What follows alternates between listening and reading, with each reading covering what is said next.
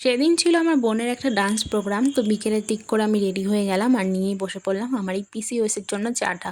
প্রথমে আমি যতই ঢং করে খাওয়ার চেষ্টা করি না কেন, এটার বাজে স্বাদ আমার মুখের এক্সপ্রেশন চেঞ্জ করেই ফেলেছিল। এরপর আমি রেডি হয়ে গেলাম, ওদিকে আমার মা গেছে তার ছোটোবেলার স্কুলবেলার বান্ধবীর সাথে দেখা করবার, নিজের মাথার 4-5টা চুল নিয়ে ঢং করার পরে আমি চলে গেলাম আমার বোনের প্রোগ্রামে। আচ্ছা, কেমন লাগছে আমাকে কমেন্ট করে জানাও তো। এরপরে রেডি হয়ে আমি বেরিয়ে পড়লাম আর তারপরে গিয়ে দেখা হয়ে গেল বোনের সাথে। মেনলি এখানে ছিল আজ খুঁটি পুজো এবং হচ্ছে পাড়ার থিম উদ্বোধন, তো সেটার উপলক্ষে একটা সাংস্কৃতিক অনুষ্ঠানের ব্যবস্থা করা হয়েছিল।